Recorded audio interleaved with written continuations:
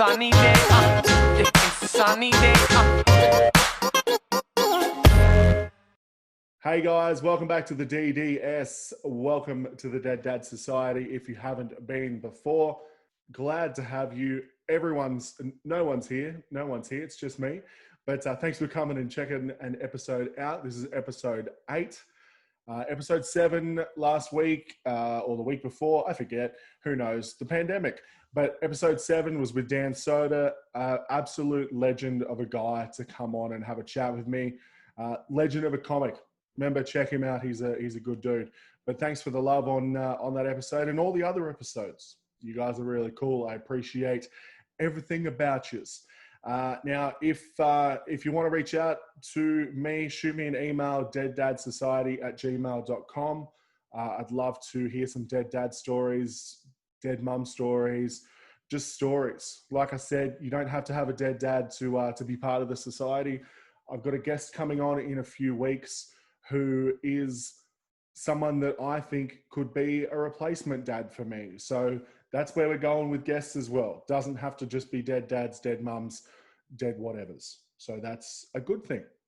We don't want to pigeonhole ourselves. But guys, this episode 7. It's episode 7? What? It's episode 8.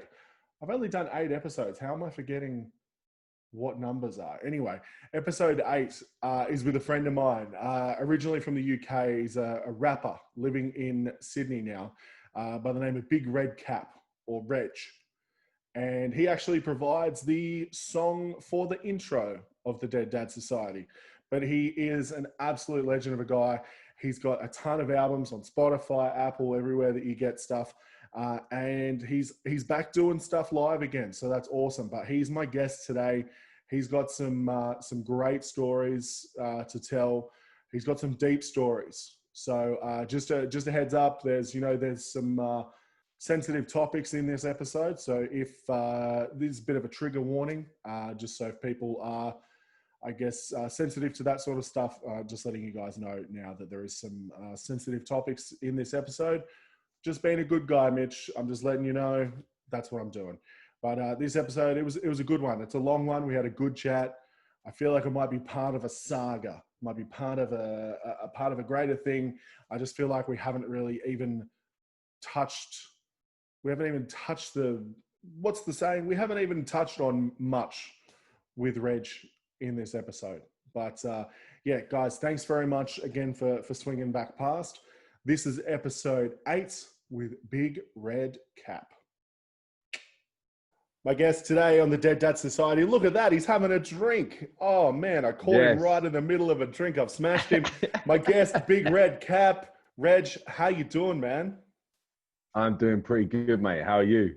Very good. How's the pandemic? How's quarantine isolation treating you? Are you losing your mind?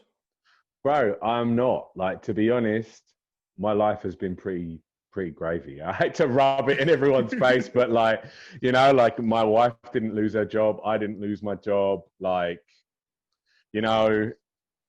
already that's the biggest hurdle for most people anyway. You know what I mean? It's just the job thing and in the security. I feel like both of our jobs pretty much have just, there's no sign of stopping for them. And then the only thing that really pissed me off was just not being able to go out with my kid all the time, because it went from, taking him out for like hours and like walking around the streets and that and like fucking going to parks and shit to just like nothing. Like you're not even allowed to walk down the street, it's a nightmare. Yeah. It's insane. Yeah. How old's your little guy now? Like you gotta be 2 roughly? He's 2.5, almost 3 actually. Yeah. Man. I say 2.5, but he's 3 in November. So yeah. Almost there. Yeah, man. I've got a little girl myself, and it really was at a stage where you're like, all right, I got to get out of my house. What can I do with this kid to distract it? Like, we were going to like the soft play areas at the Westfield, this sort of stuff. And of course. And bro, that shit is free as well. That's why it's so good. Cause like, when I take him out for a walk, I would go down there and there's a pet shop in Blacktown. There's this pet shop, right? So I used to go in there. He looks at the birds. He looks at the flipping. It's like a free zoo. Like he looks at the fish. He looks at the little rats. They had like rats and stuff there. And then we were going to the mall, and we would go. They had this like play gym thing in there. He would play on that, and then they got these little tables set up where you can like do coloring and shit. Like I don't know, all this free stuff, and I was just like, for me, that's the stuff I need, just to break out from the norm. That's it. Well, I was talking to my wife the other day about it, and we were saying that like any kind of like fish shop, like where they sell like goldfish and tropical fish, whatever. To a kid I get what a fish shop is, Mitch. Yes. Yeah. Oh man, I was just making sure, man. I wasn't sure about the differences between how you grew up, man. I didn't know if you had fish shops, but true.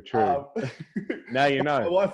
My wife and I were saying, like, to a kid that young, man, that's the aquarium, man. That's exactly, not a fish shop. That's an aquarium. So when we take photos of her, with a Nemo in a fish tank, we're going to be like, that's when we took you to Sydney Aquarium. Remember that? It definitely cost us lots of money. Have you actually taken her to the aquarium though? No, not yet. The actual one? See, we took Mac to the aquarium like when my mum was here recently, and he was just at that age where he's like fucking loving it. Yeah. I'm allowed to swear on here, right? Absolutely, man. I think we both sworn a billion times anyway, so don't worry. Okay, cool. I was just double checking. I hadn't really thought about it, and then all of a sudden I remembered that I got a gutter mouth. So No. Please gutter away.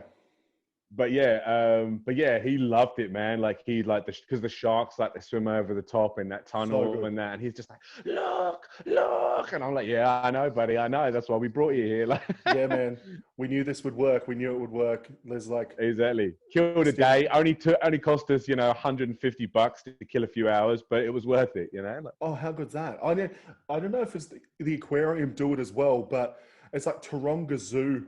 They give you $1 entry on your birthday.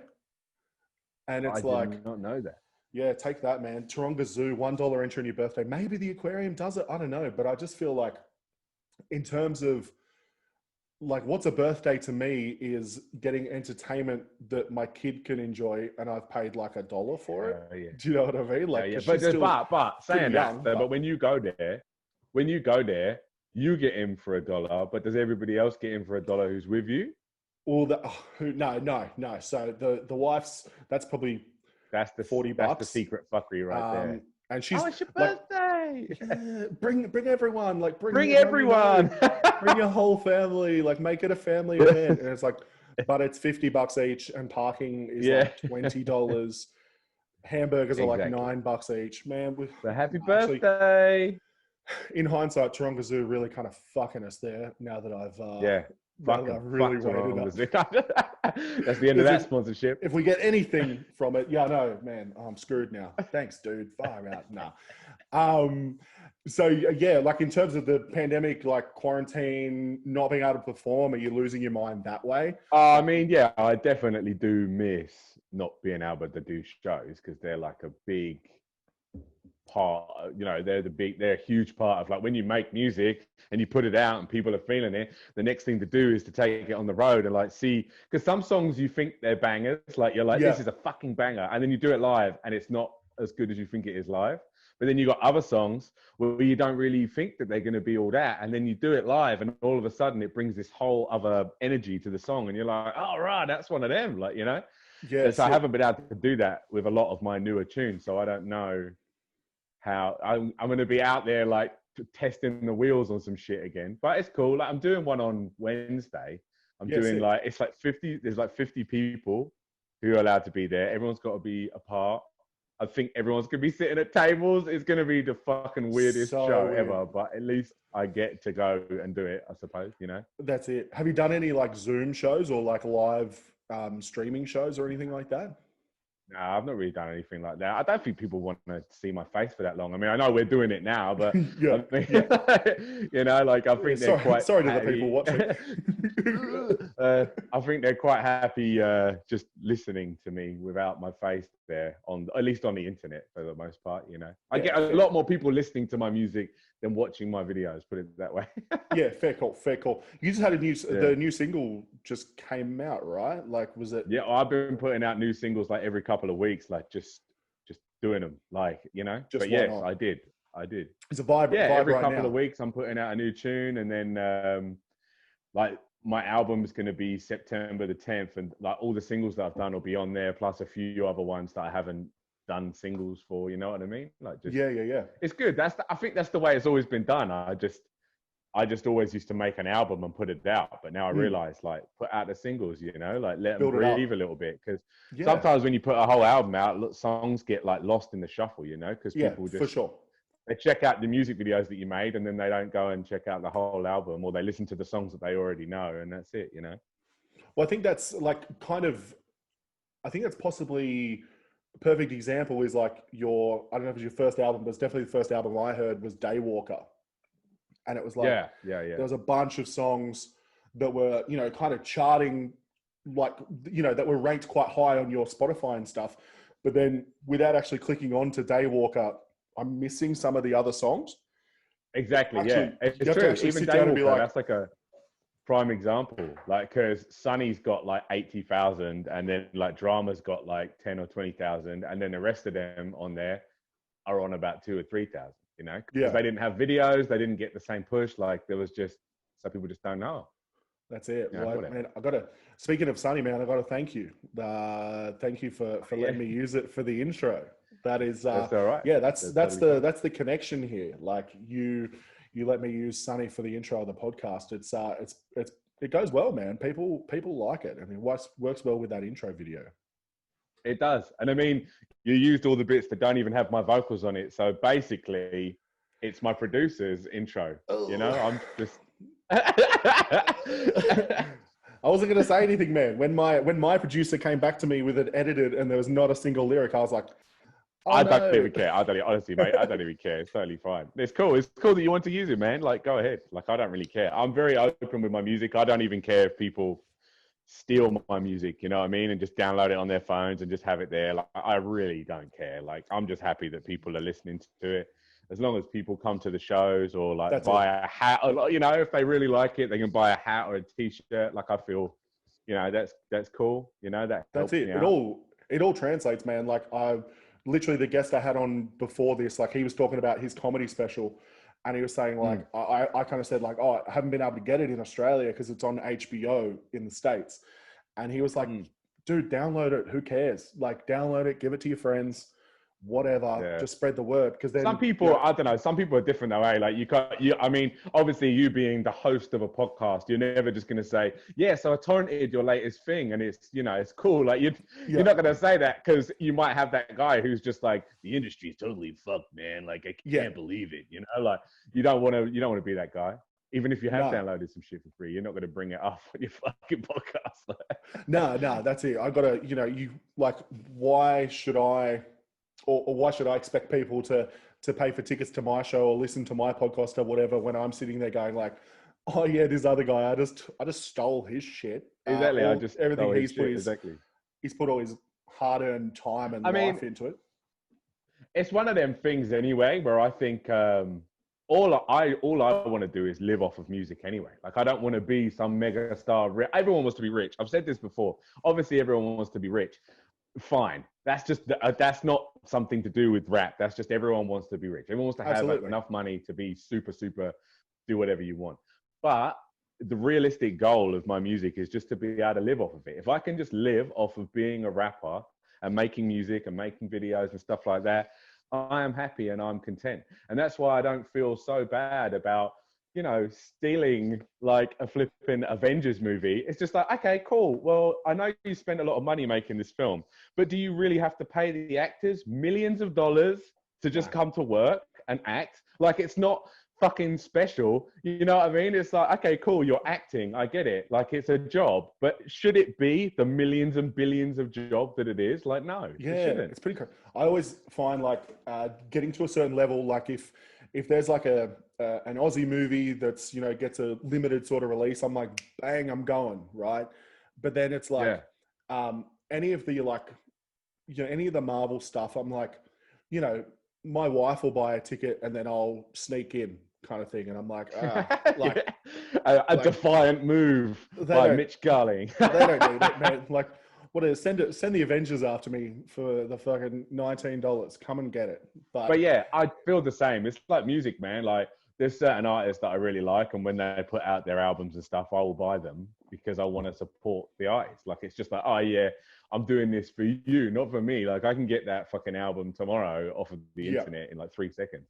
I can just rip it off of YouTube if I wanted to, you know. But you got to be a good dude. That's what it comes down to. Yeah, you just got to support the things that you want to support. And as I was saying, I would support movies. Like, I would happily support movies if I knew that when I was buying, you know, I don't know, I can't even think of a movie, but it's funny as well because I've literally got hundreds of movies. I am a buyer of movies. There he is. Yep, he loves it. Yep. Yeah, I'm not actually like a complete scumbag here, but you know, like, okay, if I was to buy an Adam Sandler movie, for example, I would be a lot happier buying it knowing that he just got his normal wage for it than already getting millions of dollars. You know what I mean? It's just like, you don't need my support at all. You're massively overpaid. It's like footballers in the UK. You ever looked at that shit, bro? Oh, it's Holy upsetting. Crap. Yeah. They get paid like my yearly wage in a day for playing football. The thing that you do at school for free in the field. Like, you know. And I always like, I think my thing with that is, and this is coming from, you know, the top of the ivory tower sort of thing, but it's like, hey man, you got, let's say basic person, you got 60 grand a week, something like that, like basic person. And it's like, but dude, I saw you like shank like 4 shots the other day, like when you were going for goal. It's like, didn't you get like 60 grand to just practice like how to be good at that? Like, yeah. Like, isn't that what you've been like? I know you've got fitness and you got like ball skills and stuff, but it's like, you know, there's 7 days in the week. You play one of them, you rest one of them. Like, there's 5 other days, man. Go and kick some balls. Like, for 60 grand a week, I don't want to see you missing any shots. Like, anything that doesn't. You sound like a coach now, bro. You sound like a coach now. You're just in there like, listen, buddy. Yeah. No, that's the FIFA manager mode coming out in me right there. I'm like, no, sort it out, guys. Like, no, it's upsetting. It's upsetting. I said before, I was like, when we were talking about like pirating movies and paying for stuff, I said you're a good dude, and I want to circle back to the "you're a good dude" comment, because like we met, and I mean met, like literally, we worked at the same place, but but never really at the same time, eh? I think we met maybe once. Like, I mean, like I feel like there was like you must have been like on your way out. Because I don't ever remember you being there when I was there. But and if you were, it would have been like I was getting there when you were walking out the door, and that sort of thing. You know? Yeah, exactly. And I circle back to the "you're a good dude" comment. Is that even though we never really had a major clash in terms of actually working together, is that you came to my Sydney Comedy Fest show. I did. It was good as well. It was good. It was fun. It was a good fucking laugh. I sat at the back there. I didn't want to sit at the front because I didn't know how pick on the crowd you were, and I was just like, if I don't know him really, so like if he's like, oh, we got a rapper in the crowd, then you started bagging me out the whole time. I'd have been like, oh god, why did I sit at the front? You know, why did I pay money to just be abused? Like, that's not really. You're fucking Mitch Garling. God damn it, man. But I was thinking about that the other day. I was like, what a good dude. Like, bringing his wife, like we really only had like a tiny connection, but you took that, I guess you took that leap and came along, brought your wife. Yeah. Sorry, man, you didn't have Mac then? That was before? No, I don't think so. I don't know. I mean, was it 2.5 years ago or not? I suppose that's how we'd know. She was probably pregnant, maybe. I'd have to check my calendar because I wrote it down when we first met. It's on my calendar with like. Did you? You wrote it down when we first met. Little love heart. Little heart around it. Little love heart. And my wife's always like, on it. My wife's always like, "What's that?" Like, I'm like, "That's a pretty special day. Please never throw out that calendar." That's a special day for me. Yeah, 100%. I was gonna say, man, if you had Mac, you would have got a babysitter as well. But nah, not. Yeah, I mean, maybe we did. I don't know. You'd have to check. I mean, the thing is, though, is like, as much as I did come to see you, it's like that's just something cool to do, isn't it? It's like, obviously people go out.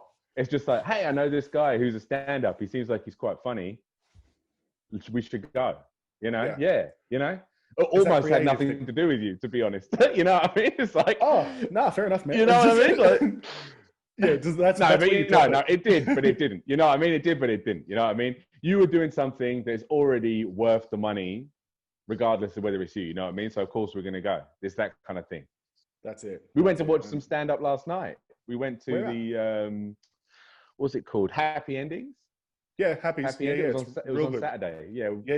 We went down to Happy Endings. Like, watched a bunch of like up and comers and stuff. Yeah. And then I can't remember anyone's name right now, but it was our 10-year anniversary. Me and my wife have been together for 10 years, so that's where we went. Congratulations, man! Congratulations, and then we went to a happy ending.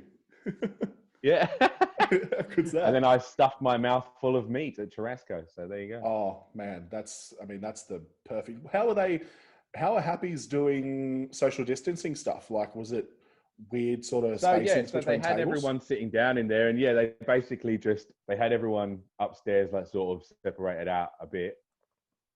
And then they just basically said, okay, you guys come down. And then they were just seating everybody like in designated seats, and everyone was split up. Like, they did a good job of it. Like, it didn't ruin the mood or everything. Everyone was in a good vibe. You got a little tear in your eye, like, well, I didn't realize they were doing shows. Why haven't they invited me down yet? That's all right. Yeah. Oh, happy. Maybe I'll send a message after this. That's good. It's good to see them back. I'm so happy. But yeah, no, you should. You should message them, actually. You should. If you're hungry to get... how have you been? Have you been able to do many shows on that? Yeah, look, between I did two shows in Newcastle last weekend, which were ridiculously good. Two shows in an old converted church that's been converted into a bar. It's really cool. But before religiously abandoned. Religiously abandoned, like God has up and left. There's no more. Bring in the comedy. That's it. The cross is still. Yeah, I'm not sure how they felt about. Like, there was a lot of touchy subjects in the house of God, but that's fair. The ex-house of God. Ex-house of God. Sorry, he's gone. I don't know why I keep doing that. Like, he's not here, but he's everywhere, isn't he? Apparently. Well, I have heard that, but yeah, before that, I'd done 2 gigs since March. So, So you've done 4 in total this whole time. 4 in total since March. I have done a few like hosting things on Zoom, and it's like it's pay. It's different in it though. It's something, but it's not the same. Like, if someone said like Zoom's going to be the way that we do things for quite a while, I feel like you will do it, but it's just kind of like, I don't know. Is it creatively? It's not the same, helping me, like, but I guess the whole thing of this podcast, the Dead Dad Society, while not like a prerequisite, like you don't have to have a dead dad, but no, one of the things that I do, you don't have to. Like, I will talk to you. I won't discriminate if you have a very alive dad, which is cool for you if you do. But I kind of think of this place as a bit of a therapy session for myself. And like, I was talking to my last guest about how when I watched him on another podcast, he was talking super openly about losing his dad and losing his sister. And that was kind of like, oh, that's very open. That's very cool to be like that. And he was, making jokes, but it was his pain. So, he can talk about it. It's his sort of drama. Yeah. And it was one of the connections as to why I reached out to you was because of your song Cards on Daywalker. Yes. Very right. like, when I was listening to that podcast of the other comic, I was like, oh man, this is super open. And it started to make me think about you and telling your story through that song, and just like how open and free you were with that. Just being like, I think you even say like, there's like, it goes into the 4th verse and you're like, I just got to get it off my chest. Like, I'm just doing it. It's true. Yeah, it's true. I do that. Yeah. Cause honestly, by the time I'd done the 3 verses, I was like, there's a little bit more to say. And I know I'm waffling at this point. Like, no one wants a fucking 5-minute long fucking song about someone's addict father, but I'm just going to do it. I'm just going to get it done. So it's done. Like, and it's fine. It's your art. It's very therapeutic. Like, it's very therapeutic. Because that's all these feelings that you harbor about something, like once you put them down on a track, you just, I don't know, it's almost like it's not that you don't feel anymore. Obviously you do feel them, but like, I don't know. It's just like, if anyone wants to know how I felt at the time, at least, it's just there. It's just like, oh yeah, there it is. That's what that was. Exactly. You just let it go. Yeah. Therapeutic, yeah, Yeah. therapeutic. I guess is the key word, because like I did an episode of my podcast where I literally just spoke about, you know, from like my dad finding out he was sick to him dying, and just that whole time, and you know, my wedding was in there and all that sort of stuff. And I came out of it, and people were like when I recorded it, I was like, oh man, I feel like that was that was unloading a lot. And then when it actually came out, people were like, dude, like that was hard. Like that was, you know, I kind of either I shed a tear or I was there with you or this or that. Did you find anything sort of similar, like with cards, of people like talking to you, I don't being know. like, I dude, suppose that it's song? different. It's different for me because I don't really. I'm not sad that he's gone, really. You know what I mean? Right. Like, so I Right. suppose that's a big difference from my side of things. You know, Yeah. like he, as much as I can remember back to when I was very young, and he did some sort of nice things. Like, and even then, I can barely remember them. The most things I remember about him are him just being super horrible to me or my mum or my Yeah. sister. You know what I mean? Like, he would get drunk and just do stupid shit. Like, he came home one night and they just like smashed the living room door and then like put his head through and was like, here's Johnny, like it's funny, but it's like, well, no, Yeah. you just terrifyingly smashed through the door like in the house. Yeah. It's not normal, you know? Like, I don't know. And obviously I don't talk about it too much anyway, because I don't want to offend especially his side of the family. Like, Right. they all Yeah. very much are like, every year when his birthday comes around, they're all like posting pictures. Oh, I miss you, you're up there. But I can't do it, because I just remember him, you know, leaving my mum with a black eye, or like just beating her up, Yeah. or just turning up at her house and like just terrorizing her all the time. Like, Yeah. even after they got divorced, he would just randomly turn up at the house. And my mum's like a small, timid woman. She probably didn't used to be timid. I'm sure that came from being with him for years. Yeah. But yeah, like, you know, so when he finally was gone, the way I predicted he would die, by the way. Really? Really? Yeah, in a song, like years before, I made this song, and I randomly said in the song, I'm destined to die like my father, all alone in a studio apartment. And he wasn't, that's not even how he lived at the time. But then he died all on his own, face down in a studio apartment. Exactly what I said, like years and years before, because I could Holy see shit. the path he was already on, which is crazy. But anyway, Man. but you know, so when it finally happened, I was just like, the main thing I felt was like, oh my God, my mum is free. My mum is finally free Yeah. from ever hearing the front door knock and being like, oh fuck, is it him again? You know what Yeah. I mean? Like, Yeah. Gotcha. that's just, and so for me, it was like a relief. Obviously, I was sad. I mean, I found out while I was at work one day. I just moved over here, and whenever someone dies, if you've had any sort of love with them at some point, you know, it all comes back to you. You know what I mean? I remember one time I was just before my dad was leaving to move to Spain for a bit. Like, he was in the fucking pub with me, and like, he never used to say anything nice, really. But then he sort of put his arm around me. He's like, you know, I'm really proud of you, son.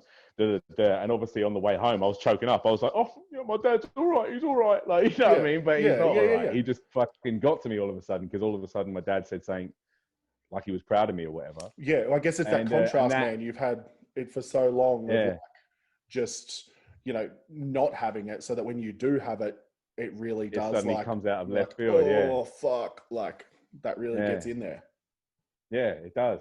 And like, you know, again, I know all my family probably have great memories of him, but I feel like I was just super aware of what he was like long before it got worse and worse. You know what I mean? So, and he was more of an alcoholic than he was a fucking heroin addict. Anyway, the heroin came like really far down the track when he basically lost everything. You know what I mean? Like, no one was talking to him. Like, we weren't talking to him. All his fucking family and friends, for the most part, avoided him. Like, what the fuck are you going to do when you're that miserable? Well, you know, I might just try fucking heroin, because, you know what I mean? It's just like, why not? Literally nothing around for me. You know? Pick up, start playing video games or something. You know, it's not...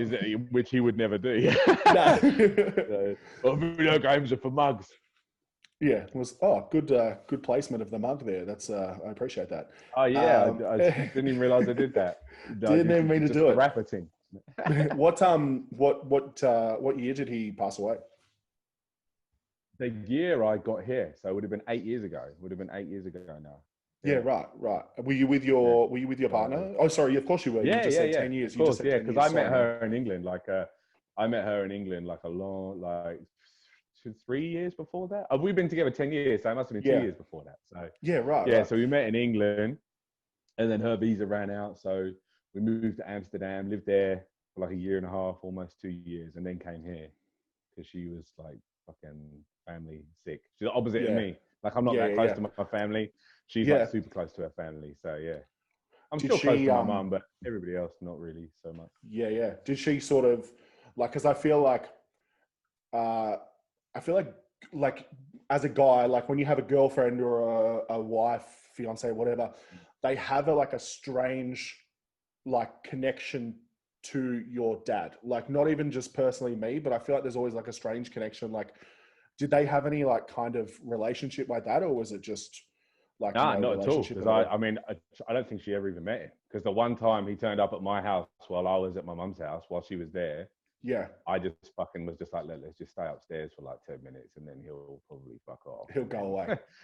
He'll go away, yeah, because I don't want you to meet him because he's a fucking mess. You know what I mean? Like, at that point as well, he was like a mess. You know what I mean? Like, and I tried to help him. I mean, you heard it in that song. I tried. I was just like, right, let's get him off the stuff. Let's put some effort in. Let's go and spend some time with him. The crazy thing about my dad was he was really, really popular when I was young because he can play the guitar.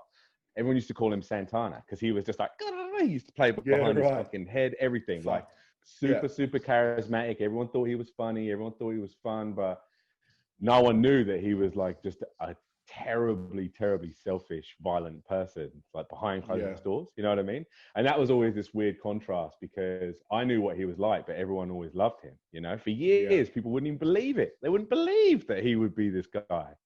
But obviously, over the years, it became more and more obvious. You know what I mean? I guess that's always not the major problem, but like that. I feel like that does sort of happen a lot, where it's like literally it's almost like the life of the party sort of people are the people that sometimes have the most sort of depression and that sort of thing. Like, do you know what I mean? Like if he's the forefront and he's the fun guy and he's the cool guy, everybody likes him. And then behind closed doors, it's, you know, not the best. Like, I feel like that kind of does happen a lot almost. Yeah. I mean, he was just controlling. So it was just like, everyone loved him when we were out. So when he was at home, if we weren't all loving everything he fucking did, like he would just be like grumpy about it. You know what I mean? Like just, super negative. But, you know, it is what it is. I mean, again, like I don't want to bag on him too much. Like, I mean, obviously when he died, I did cry. Like I did feel guilt. I remembered these 5 or 6 times where he was nice to me. And I'm sure that he was proud of me and he felt bad about what he'd done and where his life had ended up. But at the same time, he never got himself out of it. And as a man myself, I can't really respect someone, especially now I've got a kid, I can't respect someone who basically just did nothing for us as children. If anything, just did terrible things. You know what I mean? All the time. Yeah. Like we were so dumb, like that we wouldn't realize what was going on. I guess, you know? That is like a major eye opener. Hey, like having your little boy, like I've got my little girl, like you kind of go like, I literally am like, you know, you wake up in the morning and you're like, all right, where are they? Like, oh man, I'm just of course. Yeah. I'm going to go smush them. Like I love them. They're the best. Yeah, exactly. And all that sort of thing. I mean, I cannot wait to spend time with my kid, you know, and just make him a good person and teach him right from wrong.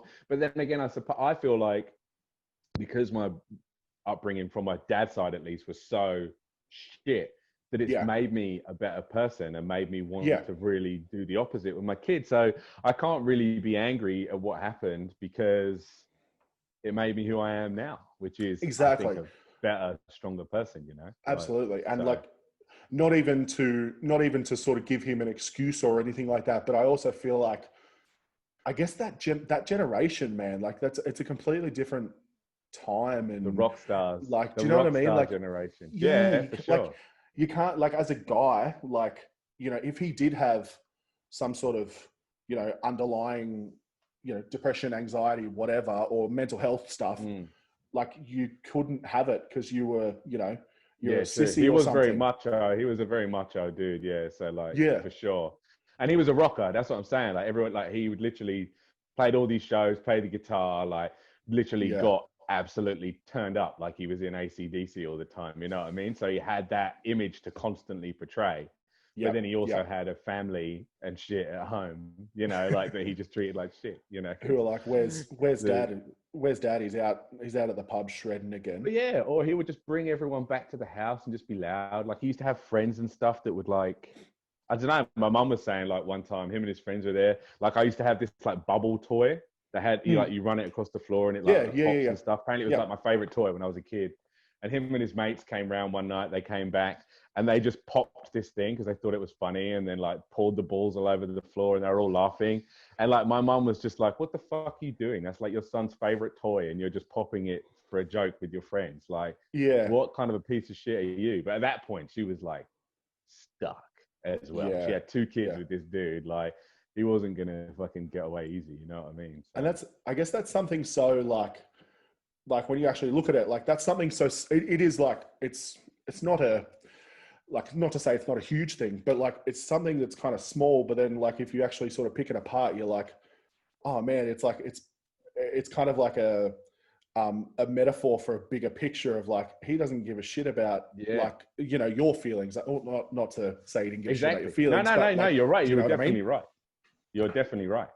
Like no empathy really at all. Like he was such an egomaniac. That's the thing with my dad. Like he only ever liked stuff when it made him look cool. I remember like when I first started rapping in that, like I got him to come and sing a chorus for me. I got him to come down to a studio and I was like, come and sing this chorus. It would be super cool. Yeah, Like just to have my dad on there again, trying to connect with my dad, trying to get him absolutely. involved in something, you Yep. know. So I brought him down there. We recorded. And then next time I saw him, he'd like, I don't know, he didn't design it because he couldn't do any Photoshop or anything like that. But he'd found this picture of him on this guitar, like, and he's holding it up like that, and the sun's behind him. And he was just like, we should put this on the cover. And I was just like, well, you're kind of just singing the chorus on my song. So Yeah, I don't like think I'm going to do that. And he's like, no, don't you think the image is cool though? And I'm like, for you, I suppose. Like, I don't know. it's But not, then it reminded me again. I was just like, this fucking egomaniac is yeah. already designing the cover to basically kiss his ass. Like, you know, fuck. It's not What a nut. related. Like, that's if by that logic, every song that Pitbull has ever featured on is an album This is a cover of big him picture of like this. Pitbull. Like, Yeah, exactly. and Exactly. like just in the Mr. background, it's like 305. featuring, whatever in the background. Featuring the actual artist. Yeah. Yeah, the person that did the actual thing, but we got to keep Yeah, yeah. Pitbull happy. He's got the gun photo or the guitar photo or whatever. But you know what's Man. crazy is like I remember he moved to Spain. Like basically he cheated on my mum a bunch of times, but then he stayed with one of the chicks that he cheated on her with. Yeah. But then they all fell apart as well. Same. But then he moved to Spain and I thought he'd actually sorted his life out. Like he invited me and Cherry over there, my sister. We went over to stay with him and we walked down the street and I swear to fuck, it was like the old days, but I didn't see any badness to it. So we were walking down the street, every single place that we went to, Yeah. the fucking owner of the place came out and they were like, "Hey, Carlos, come in. Is this your family? Have a free shot." Like everyone was like giving us drinks, loving us. And we could not make it down the street to the place we were going without every single place stopping us and bigging Yeah. up my dad. And I was like, oh man, I was like, he's fucking sorted his life out. But Yeah. then later that same night, he was wasted and the chick that he was with, he like screamed at her, pushed her over, like left her in the road somewhere. And then like we all went back to the thing. And I was just sitting there like, oh, it's the same shit. Like he's just doing It's it just, again. Like that's it. why can you not just be the fun guy without all this fucked up shit? But I don't know. It just boggles the mind, man. Absolutely boggles the mind. All that's changed there is like the longitude and latitude of like his geography. Yeah. Like he's just Just the somewhere, he's just location. somewhere That's else. it. I guess Copy maybe, paste.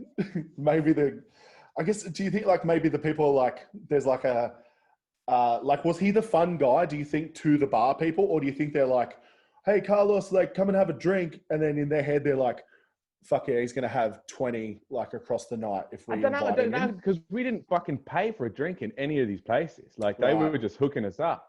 But he used to play the guitar. That's the thing. So he was not. Everyone was calling him fucking Carlos Santana over there. I can't stress enough how good he was on the guitar. It's crazy. Like it got him into just everywhere. You know what I mean? Yeah.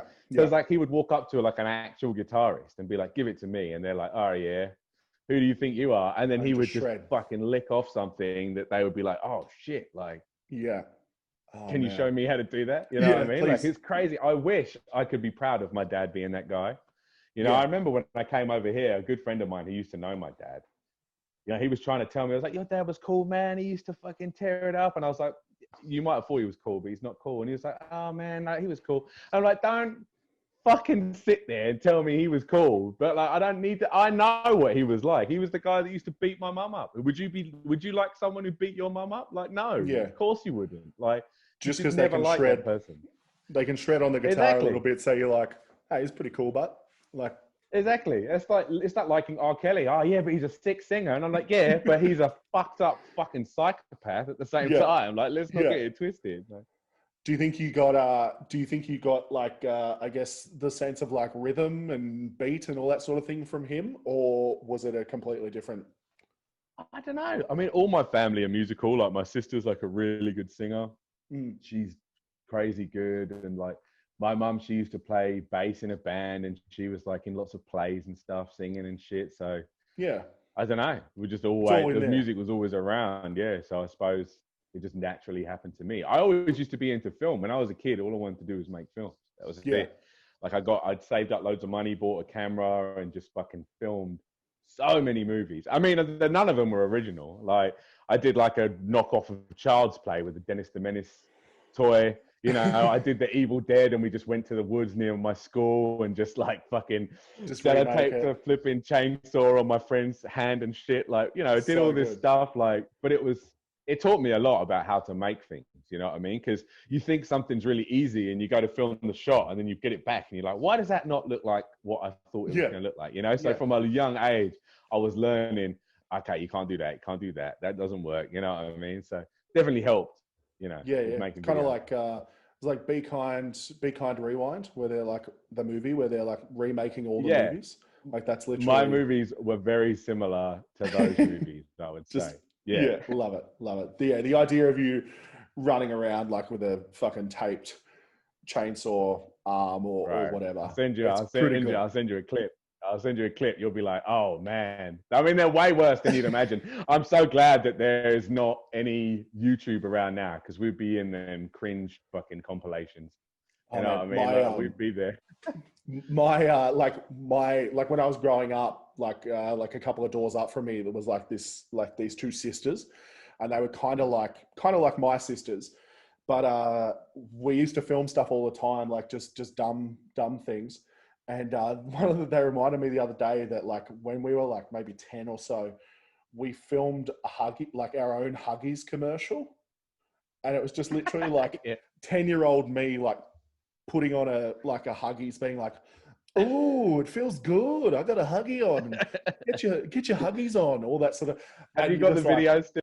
Did they have the video? I don't have it, but God, I hope they do, man. I hope they do, just because that's the kind of stuff like, as a comic. Like, I was about to say, because I'm a comedian, that shit's gold, bro. Yeah. For me, as a rapper, like some video of me rapping in an American accent, like with a do-rag on when I'm like fucking 12 years old, is like a death sentence. It's like, this kid was a fucking loser. And I'm like, well, you know, you got to start somewhere in it. Like, you know? That's it. Whereas me, when I'm 18 and, you know, trying to impress girls, if that video came out then of me being like, "Oh, I got a Huggies on," I'd be like, "No, like, please don't show that." But now, 32-year-old comedian who's like, "Fuck, put it everywhere." Exactly. I don't care at all. Get it out. It's so funny. Bro. Exactly, bro. That's the difference. I mean, I am glad that there was no YouTube. I said it before, but like, fuck me. Like when I was so confident at the time that this shit was dope, I was like showing everyone. I was like, check this video out. It's called Fuck the Popo. We did this song called Fuck the Popo. It's about the police. And like, it's me and my mate. He's like this nerdy kid. I'm just there, like this fat little ginger kid. And we're like, yeah, fuck the popo, fuck the police. And like, we're smoking fucking spliffs and that, like filming cop cars, like being like we're super fucking trill for smoking a joint near a cop car Just and that. near like, one. Fucking hell. It's Just like those. not even really near one. We just filmed one that was kind of near us while we were smoking. Like it wasn't even as hardcore as it sounds. Just not even like, it's not touching distance. It's like the other side of the car. Literally just going down the road as we happen to have been over there, and while we're just like, yeah, fuck po. I'm thinking like Ali G into house, like cops go past, like sticking the finger up on the sky. Exactly, like the split, like, bro. That is pretty much exactly what it was like for us. But like, I mean, we probably even looked like Ali G kids too, because all we listened to was like fucking grime and hip hop. Yeah, so like, we were all fucking and stuff. FUBU, bro. I had so much FUBU and fucking Rockaware. You remember Rockaware, bro? Rockaware, yep. We used to wear Rockaware all the time. It's when you make fucking, the transition from Rockaware into like what was it? It was Bape, like Pharrell's. I had a couple of Bape jumpers, but I had them when I was older and just generally cooler anyway. At that point, Bape was a lot better than Rockaware. So Bape, like, I don't know. Bape. The problem with Bape though is it looks like rape, and almost anyone who didn't know what it was would always be like, "Does it say rape on your shirt?" And I'm like, "No, it says Bape." Get to know, but like it happened a lot to the point where I was just like, "Did they do this on purpose? Maybe it's a bit dodgy." And you look at like some of the rip-offs, man. Like you go to like Paddy's Markets in Sydney, and you're like, "Look, in all honesty, I would really appreciate some more like work on that B." Start. If you could, like, I don't mind that we're ripping it off. That's fine. But if we could just really work on that B, just to help me. Let's just make sure that B's a B. All right. Not walk around with a fucking a trigger warning on my shirt like multiple times, like making people upset. Right. That's it. But even the real ones produce the same effect. Yeah. You know, like all you got to do is have your hand slightly over the logo, and people are just going to assume. Like, what else does Bape look like other than rape? I had a shirt a couple of years ago that was literally, it was just a picture of Will Ferrell, and then it said swag on it, like just in like big white writing. Like I was like, oh, cool. Like it was like when swag was like the word, and it was like, I hated when it was the word. In England, when I was younger, swag used to mean rubbish. Like, oh, that is swag. Like that is shit. And then all of a sudden, one day, swag was like, I got swag, I got swagger, and you're like, what the fuck? When did this transition occur? That's it. Well, I mean, as an Aussie, it was like swag was like jolly swag man, like camped beside a billabong or whatever that song, like however the song goes. And it's like, swag, like that's like what, you know, people have on their shoulders when they're not backpacking. When they're stealing from pirates stuff, or that. like trying to, all this stuff, like bag of swag. But and it went like, I think it was like, there was like a couple of years where it was like every shirt had like swag written on it, or every shirt had thug life, but like ironically, like you know ironic what I mean? So thug life shirt. It's like I had one that was literally just a DVD cover of Full House, but then it said Thug Life on it. I've seen a few of them. Yeah, like I had one. I didn't have it, but I saw there was one like that had fucking Spice Girls on it, and it said fucking Bone Thugs and Harmony underneath it. You know, it's just like, all right, fair enough. I see what you're doing here. That's pretty good. But the swag one, I had the Will Ferrell swag, and then one gig I did, I wore like a what's it called, a flannel, like a flannelette over the top. Flannel. Yeah, you love the flannel. And it came down here like this, and then I was standing there with the mic on this side, and it cut off the S and half of the W, so it just looked like I had a shirt that just said Vag, like VAG. Oh wow, and it was like, there you go. And this was like a kind of big comedy room at the time, putting up these photos, being like, check out these photos from Tuesday night. And it's like, then it just cuts to me, and I'm like standing there like this, you know, big dude, like with the beard and stuff, and it just says Vag. And you're like, I'd just like to point out, definitely wasn't wearing a shirt that said Vag. If we could just, as long as everyone knows that, that's all that matters. You should have just photoshopped the S and the rest of the W back in before. Just on my arm, like it's on my arm. Yeah, just on your arm. For reference. Just so you guys know, like, or just post that. I'll just post a photo of the shirt on every comment, like just being like, guys, just to just to clear it up. This is the shirt. This is the shirt. This is the shirt. This is the shirt. It's like, is that guy wearing a Vans And then shirt? Facebook like quarantines you for like a day because they're like, you're spamming. You're spamming. What are you trying to sell? You're trying to sell this shirt by looks of it. Do you think you know, the only reason why I'm called Davey on Facebook, right, is because I used to be Big Red on there. Yeah. And then I posted too many links to my music and they were like, you're a business, we're shutting you down. And I was like, I'm not a business. I just make rap. So I post them here as well as on my fan page. And they made me send them my passport, which obviously has Davey on there. And then they changed my name to Davey. But nobody even really knew my name was Davey. Like, it was fucking weird. Because everyone calls me Red or Reggie or, you know, like even my wife didn't know my real name until we went to Amsterdam and then she saw my passport. She was like, what the fuck is this? You know, so like, I was just like, yeah, that's the real name. I had, because I try to have, a distinguishing between like my fan page and then my personal page. So my personal page like has Mitch, like MEECH. I noticed like that, yeah, Mitch. Not really not a nickname or anything, just kind of like a dumb spelling of Mitch. But, yeah, of course, to try and bridge the gap there or unbridge the gap. Well, that's it. The amount of times that I'm posting shit on my fan page, just like, because I had the same display picture on both for a while, and I'm like posting shit on my fan page that's like, oh, great game, Manchester United, blah, like just dumb stuff that I would put on my personal like stuff. Yeah. But I had a guy the other day, like literally I was working out at the gym the other day and this guy came up to me and he's like, oh, you're interested in some personal training sessions? And I was like, not really, like just, can really only afford the gym at the moment. And he's like, oh, how about I add you on Facebook to like, just so we can connect and then we can like be friends if you ever want to get PT. And I was like, yeah, okay, man, like putting me on the spot hard with that. Yeah. And then I had to explain to him, like, I was like, oh, my name's Mitch, but I've got this thing.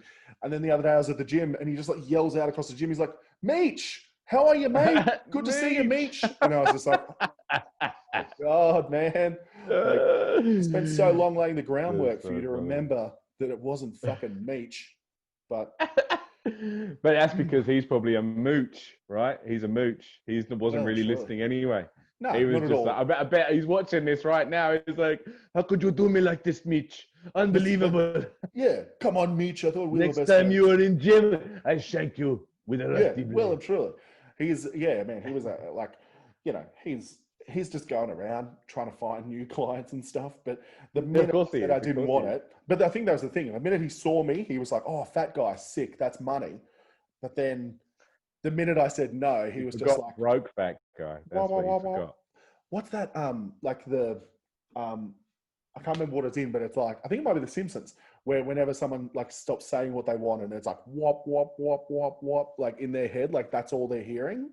Like so, I just like I could be explaining it to him and he's just hearing wop wop wop wop. Yeah, wop, like he's just hearing mo mo mo mo mo mo mo mo mo mo. Doesn't give a shit about Mitch or Mitch, just wants my fat little money. But that's it. That's that's what all personal trainers want, isn't it? Well, I mean, yeah, you think they want the best for you, but really, they just you're just one of 20 other people that pays them to fucking pump you up, you know? Yeah, well and truly. Yeah. I mean, I'm sure they care to some degree, but like not really. You know what I mean? Like if you eat a cheeseburger on the weekend, they'll be like, "Oh man, now you got to train with me for a few more weeks. That's rough." You know? Oh, that's so sad. But then they're sending you like Hungry Jack's vouchers and stuff. Like, oh, like don't miss out on this deal. Like I know we're trying to be good, but like I know you said things were tight. This voucher could go a long way, Mitch. Got to make sure you get that. Quick, how long do you need to go soon, man? Or you? No, I don't give a fuck. I mean, whenever you want to wrap up, I'm gravy. So yeah, beautiful. Whenever. Beautiful. Let me check my battery. I'm sure we're all right. Yeah, still got half of my battery left. I was full when we started, so. Oh man, well, we've got at least another hour. We're only halfway through. No. Yeah. Did you like when your dad died? Like you were saying that you're at work. Did you finish the day at work or did you go home? I did, yeah. Because like I ran, it was like the second day I was there. And I just got a Facebook message from my sister, and it was just like, "Hey, just to let you know, Dad's dead. They found him in his apartment, face down.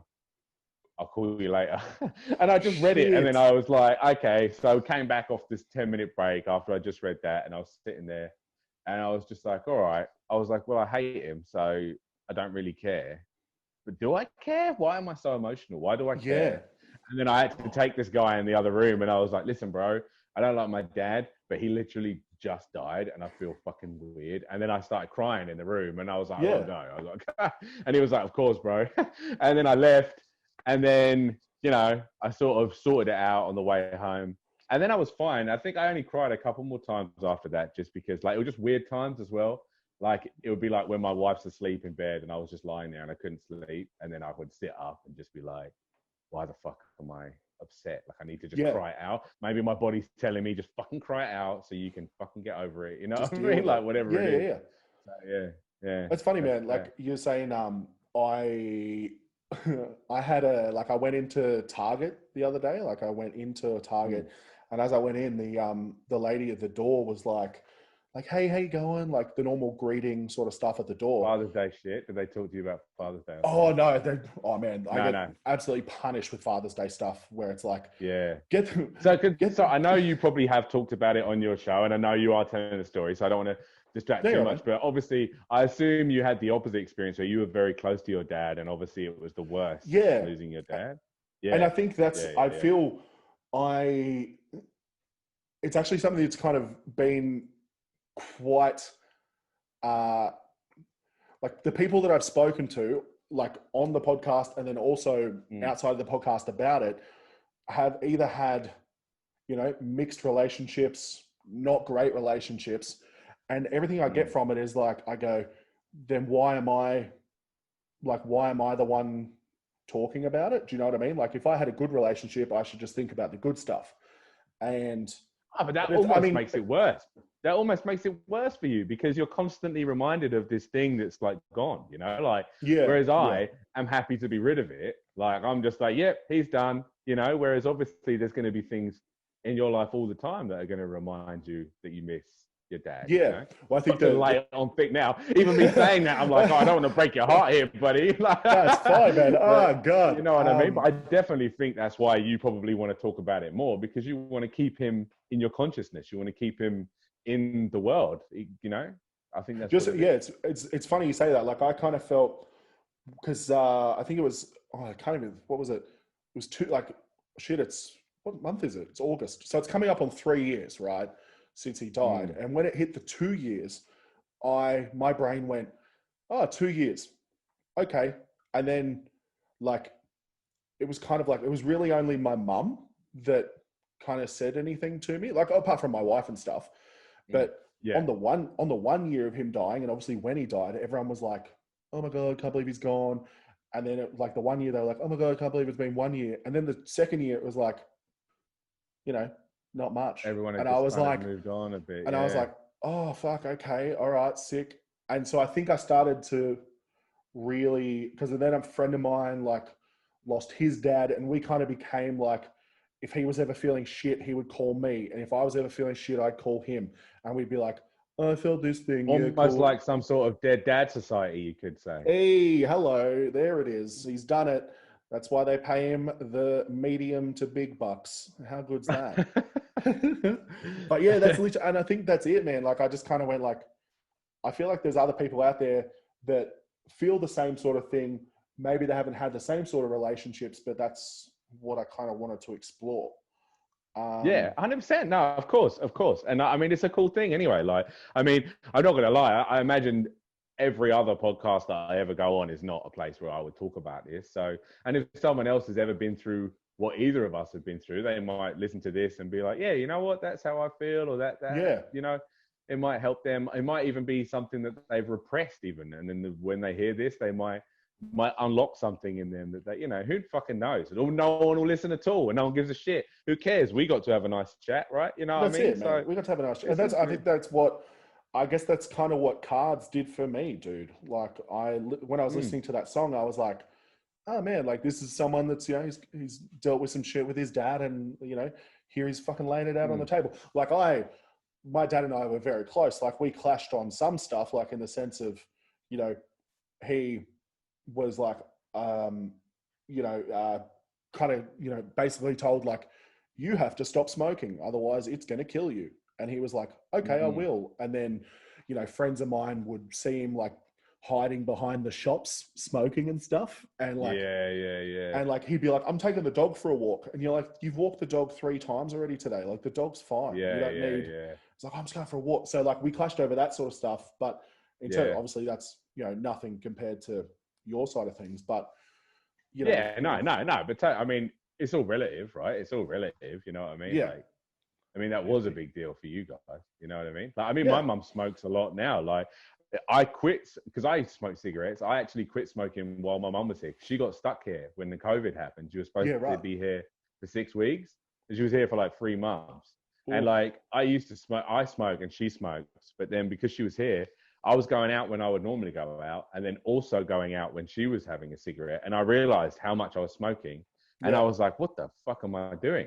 And so then literally I just woke up one day and I was like, I'm going to stop smoking. And I stopped. And it was that easy because my brain was there. I was like, in my head, I was like, I don't want to do that. So it was done, you know? And I think for people that get told that they have to stop, it's very different.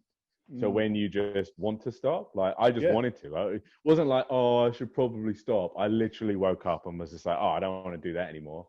No. And I just stopped, you know? I mean, when I drink, if I drink, like if I have a few drinks in that, like I might be like, all right, I'm gonna have a couple of cigarettes tonight. But I can do that and then just not go back to it the next day, you know? That's it. And I guess it's that 9 to 5. It's that 9 to 5, like the sort of thing that you need to cut out. Career smoker. 100%. Yeah. Like it's the, you know, sometimes I go like, oh, I kind of wish I smoked for the like, everyone that smokes seems to get more breaks at work than I do. Like, well, that's how I started smoking, bro. Because I mean, obviously I smoke weed. I mean, that's not a fucking shock, but I smoked a lot of weed when I was a kid. But then I got this job in this gym, right? And you got 2 extra 10-minute breaks if you're a smoker. Only if you're a smoker. They were like, oh, are you a smoker? And I was like, yeah. And they were like, oh, well, you can have a 10-minute break outside there. To have a cigarette, like at the start of your shift and the end of your shift. And I was just like, oh, fucking sick. So then I literally just, you know, because I already had some tobacco and papers and stuff from smoking weed all the time. So then I just made some cigarettes. They weren't very nice, but I was just like, you know what, this gives me an extra break. And then it spilled over into like, I was waiting for the bus and I was just like, oh, waiting for the bus is boring. I'm going to have a cigarette. And then like, it just turned into this fucking full-blown smoker thing. Did they follow up on you? Like, could you have literally gone outside and not smoked? Like, do you think they would have come out and been like, hey, this is for smokers. Like, what are you doing? I think because you had to leave the door open and shit. I think they would have just known if I'd have just went and stood out there. You know what I mean? Like, I don't know. I mean, I was also very young. I was like fucking 16 or whatever. So like when it happened, I was just like, oh, okay, I'll just say I'm a smoker and I will smoke because I said that. Like I wasn't even that conniving in my mind to think, oh, maybe I'll just stand out there and not have a cigarette. You know what That's I mean? it. Maybe I'll just pick up this expensive addiction. This really expensive, life-threatening addiction for 20 years of my life. Yeah. Man, think of all that extra time you had outside. All that extra time off will be knocked off of my actual lifespan later on. That's what happened. With what I was saying before was like when I went to so you were going into Target. Yeah, sorry, man. I'm diving back. But when I went into the Target, right, this lady's like, "Hello, normal greeting sort of thing. How you going?" And I was like, "Yeah, good. How are you?" And then she starts crying. Just goes like, "Oh." Like full and crying. And I go, what's up? And she goes, I actually just found out that my mum has COVID. And I was like, oh, shit. That sucks so much. Like that, I was like, that's crazy. And then she's like, yeah, I just had a break and I've just come out here. And that's what I was thinking when you were saying that, like you just come back from your 10-minute break. Exact same shit. I mean, I've seen it happen to other people as well in offices before. Like people have just come in and they've just had some wild news, like their nan died or whatever. And like, they're all of a sudden just not the person they were 10 minutes ago. You know what I mean? You know Not what you at should all. have said to that woman? You'd be like, have you seen your mum in the last 2 weeks? And just sort of stepped back from her. Yeah. Just be like, So like, if you could just lay out like, you know, maybe some sort of like just a quick like contact tracing sort of thing for me. Yeah. Like, have you seen can I her? just take a look at your app, please? I guess that's like, that's the funny thing is it's just like she had, I don't know, she'd obviously had the break to sort of sit on it or whatever, come back, tried to be on the floor and just tried to Well, be yeah, because she okay. probably was just like, she probably got the message and was just like, oh, it's nothing. Like, everyone's got it. Most people don't die. And then she come back. But then as she's more thinking about it, she was just like, oh, but some people have died. And this is quite serious. You know what I mean? And some people are way worse than others. Like, I'm sure if I got it, I'm pretty sure I could probably beat it, honestly. I mean, I've been through some wild shit in my time. I've taken like 100 caps over the course of a couple of days and survived it. You know what I mean? Like, I think I'll probably be all right with COVID. But like, obviously, not everyone would be. It's mainly the elderly that are, you know, the ones that we've got to worry about. And like, so, I mean, somebody asked me before whether I believe in it, and I do believe in it. I believe that, you know, we all need to just fucking back off, let it die, and then move on with our lives. But people aren't doing it because people are like, it's a conspiracy, all this shit. I'm like, are you serious? Like, I don't know. It's the 5G. Seems like a pretty whack conspiracy. Yeah, it's a strange. I don't know. I feel like, you know, there's been some interesting conspiracies over time, but I feel like this is a strange one to make up. Like, yeah. It's a pretty fucking odd one. Yeah, but I mean, I get it. When people talk about it, they're like, oh man, see, they just want you to, you know, be relying on the government, all this shit. And I was like, yeah, I suppose. I don't know. Like, I mean, I'm not saying it can't happen. Like, you know, there's definitely some shady business that's going on all the time. Like Hitler fucking blew up his own parliament building or whatever, and basically told everyone in Germany that it was another country, so they would then rally behind him and go to war. Yeah, it does happen. Fair enough. Yep. You know, I mean, that's a very generalized version of what happened, but of course it does happen. Yeah. But still, this kind of seems legit. Like, you know, yeah. I mean, I saw quarantine. You know, let's just do it. Like, it's someone was talking about how they're like, oh, it's just so the government can make us cashless, and it's like, oh, do you mean that thing that we were kind of already doing? Like, we're already like, we weren't going completely, but it's like everyone's paying with like Apple Pay, with a card, with this. Like, it's really only like, you know, exactly. It's really only my I can't remember the last time I've actually had cash in my wallet. Like sometimes, like when I go into like a little market shop and they're like, "Oh no, cash only," and I'm like, "Oh fuck, all right. Is there a cash machine around here?" I was just, you know, I had to go and find one and shit, and then I'll take out like $100 because then I'm like, "All right, there's cash in my wallet now. So if that happens again, there's cash in there." Well, that's it. Know? If you've got, and then it'll be in there for like a year. If you got to pay that $2 fee to get it out of that FPOS, out of that ATM, exactly, you're like, smash it. Well, and I feel like if you want to talk about conspiracies, there's a conspiracy there of like the ATM company having a deal with like the cashless, the cash only shop, being like, oh, cash only, but there's the ATM, but you got to pay $2 to use it. Like, that's a conspiracy right there. I mean, only recently did they, even when people were using their card to pay, only recently did they make it like, so you really couldn't just add whatever surcharge you wanted. Because before, like, you could just be like, $2 surcharge, and you just be like, yeah, whatever. Yeah, cool. Tap. Whereas now it has to be that small percentage or nothing. Like, so many that are like under $5.50. Like, I've probably spent so much money from that whole like under $5, it costs you 50 cents extra to use FPOS. Like, it's so funny though. I mean, like, in the grand scheme of things, like, who gives a shit about $2 really? I mean, now obviously we do, but I mean, I really don't. I mean, when I have to go and use one of them machines, I pay it zero mind in my head. I'm just like, whatever, like, you know, $2.50. All right, it's cool. I would piss $2.50 away on a coffee, anything, or a burger, or whatever. Like, just who gives a shit? But like sometimes when we're doing the shopping, my missus is like, I don't get you, because I always like fucking complain when something's more expensive than something else. I'm like, well, no, obviously we're gonna get this because it's 50 cents cheaper than this.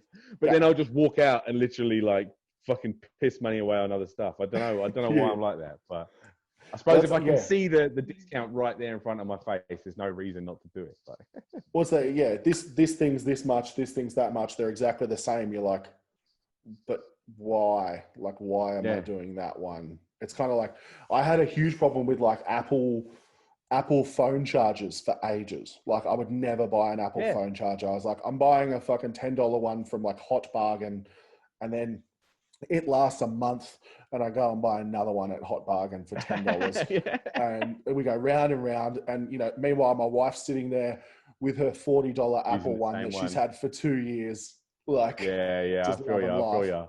There is certain things that you can't cheap out on. Like, you can't cheap out on a pair of headphones, in all fairness. Like, you get some of them $10 headphones, it sounds like absolute dog shit.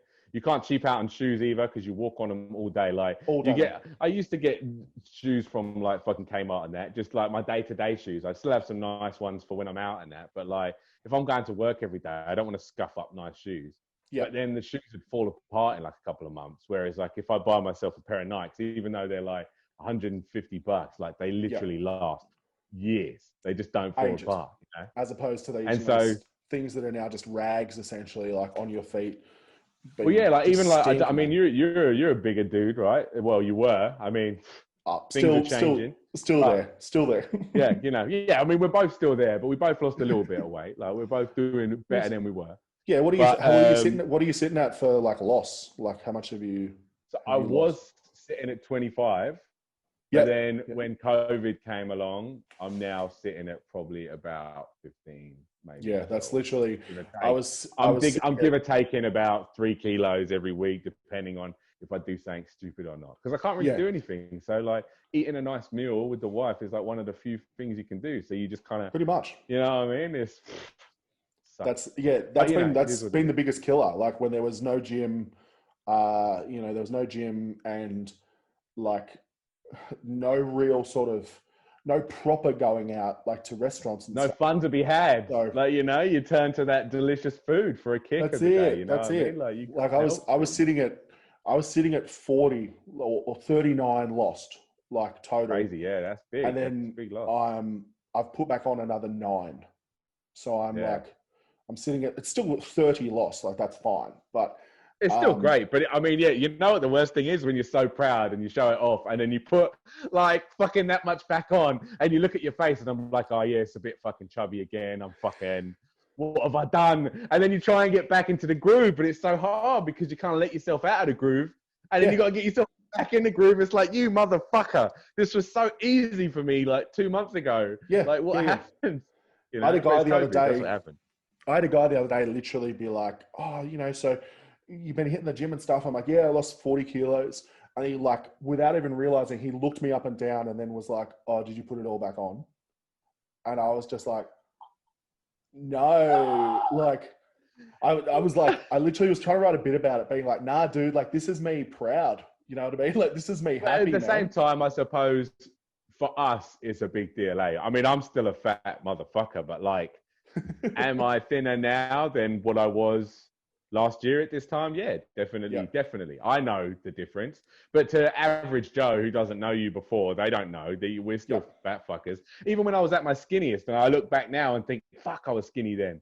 I was still the fat dude, but I wasn't that fat. You know what I mean? But like, compared to like what I became, like, I think when I met you, I must have been actually at my biggest. Like, I was I think when we met each other, we were both probably at our biggest. Yeah, because you hadn't lost weight then. We were both big at that time. I put on a fair bit when my daughter was born, because of just being like comfortable and fucking, the house all the time, you know, whatever. But yeah, man, probably, like, I guess it's just that, like, you're right. Like, even when I was younger, like, I look back at photos from when I was like 16, 17, and I was like, damn, man, I'd love to have that again. But it's still like, oh man, people were still calling me fat at school, and girls were still same. People I was still being like, fat no one.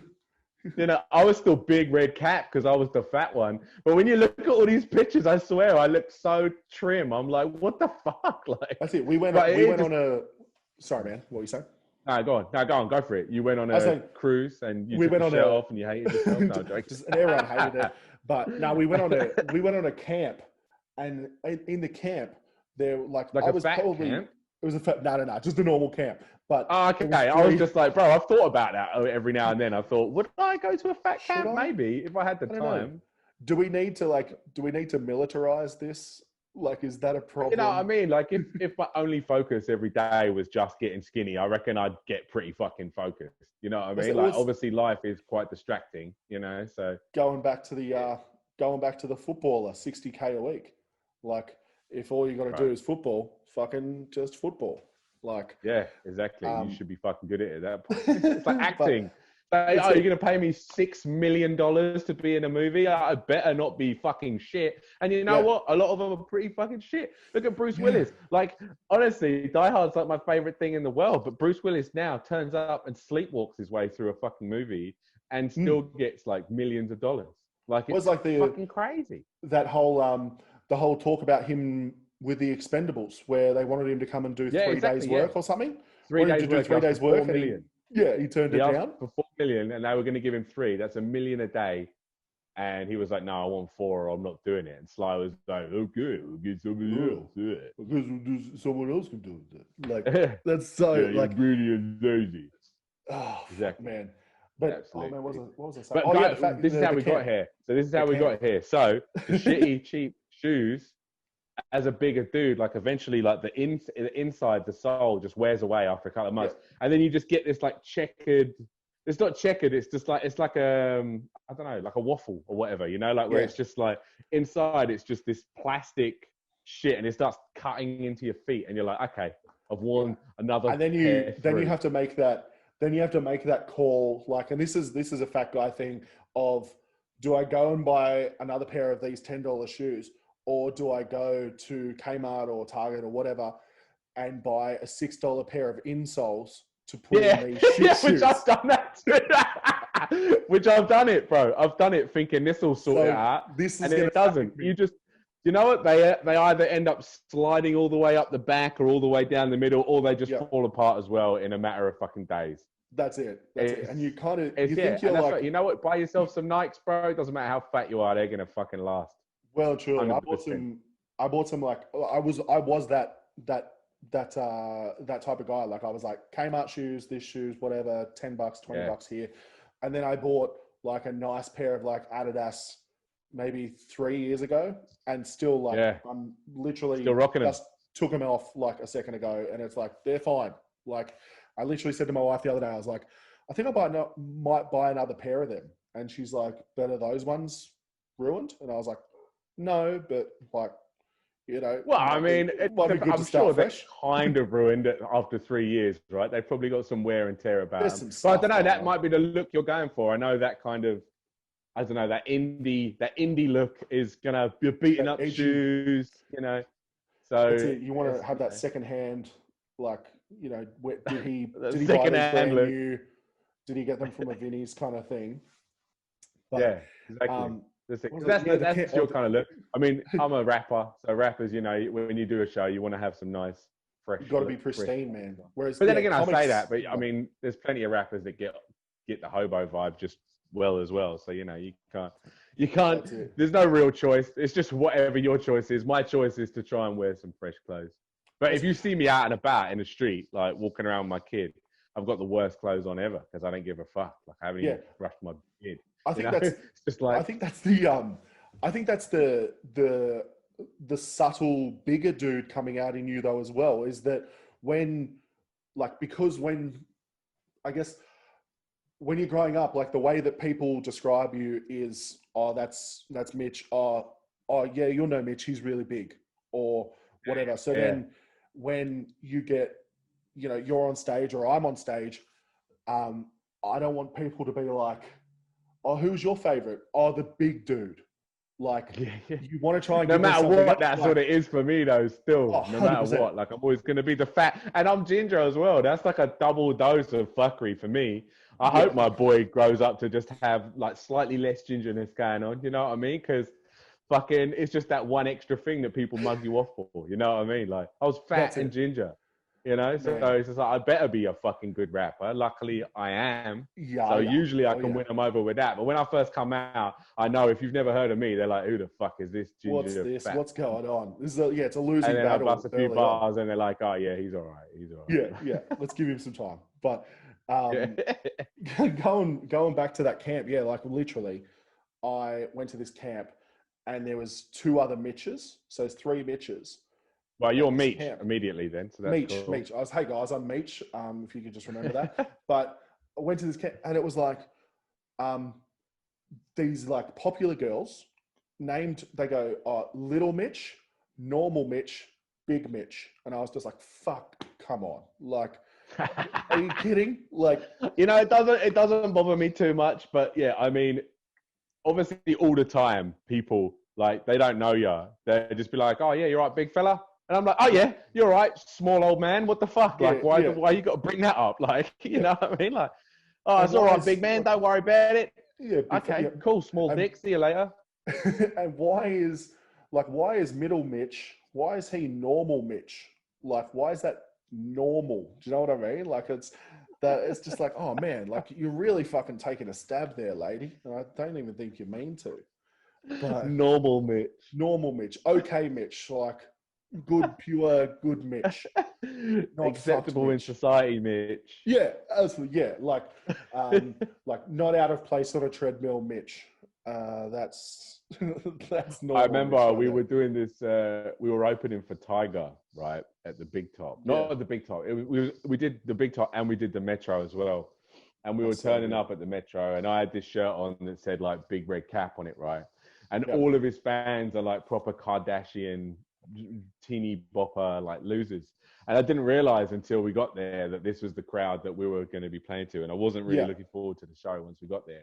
And as I was walking in, I heard this little girl, well, not little girl, she was probably like, you know, this teenage girl. And she was like, big red cat with a big fat belly. And they all giggled to themselves. And I heard them on the way in. And I was like, fucking hell, I hate these cunts already. Like, why am I going to get up there and perform? But we did. It was fine. Like, the show was fine. But it was, you know, was not the crowd. You know what I mean?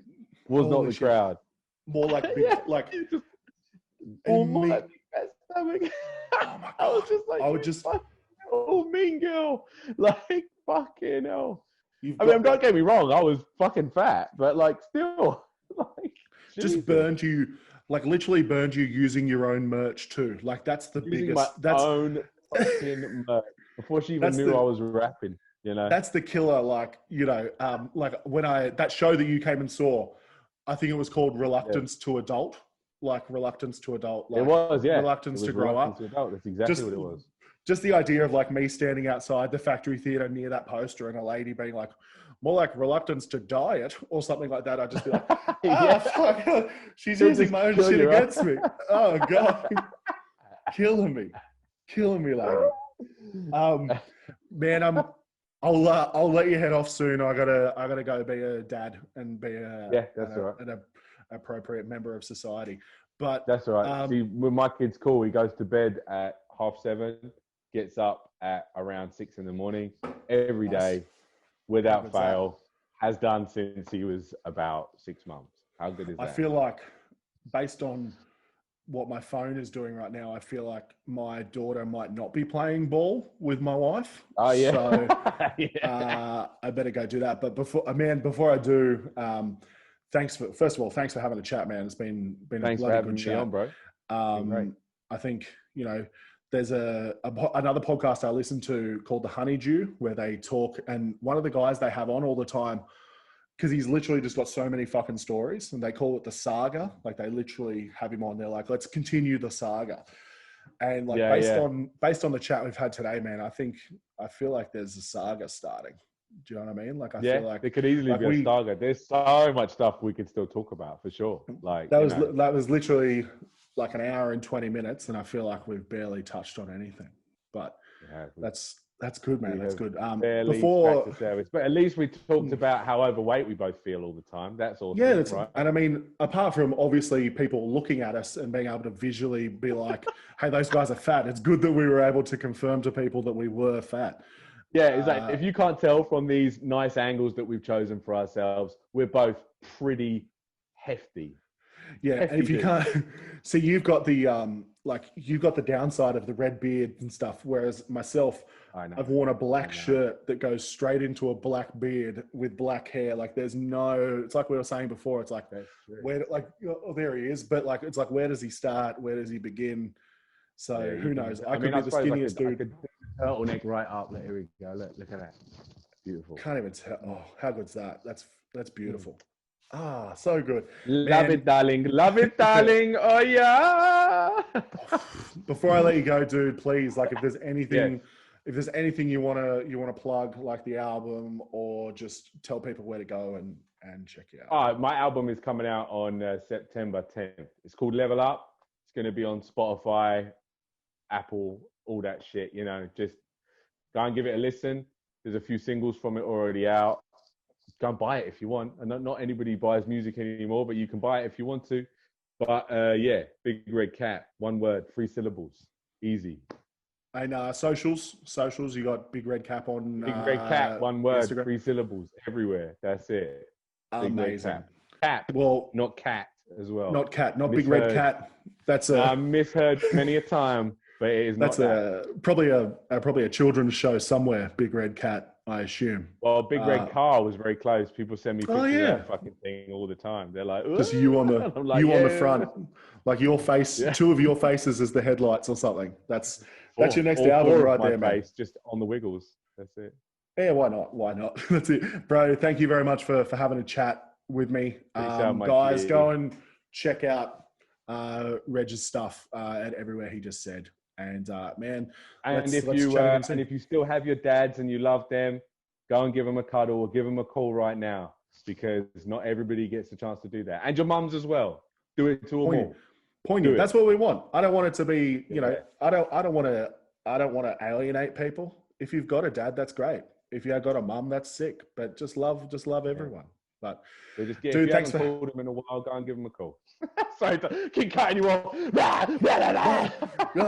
It needs to get like more and more serious of just like, and like, just go and give him a call. Like, I wish I could call my dad. I miss him so much. Oh fuck.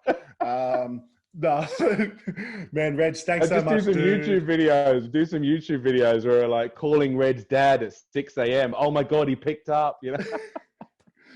You need to do like Tom Green, like old school Tom Green stuff. Like, we painted his house with dicks on it, and it's like, oh man, I miss my dad so much, so much. But man, I've wrapped you up. I've digressed us one too many times. Let's wrap it up like a portion of chips. Legend. Check out his stuff. Bigredcap. Thanks very much, man. Peace.